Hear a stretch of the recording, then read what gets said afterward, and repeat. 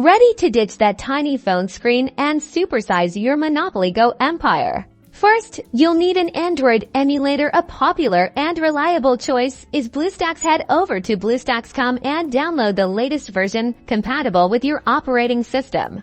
Once the download is complete, run the installer and follow the on-screen instructions to install BlueStacks on your computer. This might take a few minutes, so grab a quick snack. After installation, launch BlueStacks. You'll be greeted with its home screen, which resembles an Android tablet interface. Look for the Google Play Store icon. Click on the Google Play Store icon and sign in with your Google account. This is essential to access and download apps. Once you're signed in, use the search bar at the top and type in Monopoly Go. Find Monopoly Go in the search results and click the install button. Just like on your phone, the game will download and install within BlueStacks. Once the installation is finished, you'll find the Monopoly Go icon on the BlueStacks home screen. Click on it to launch the game.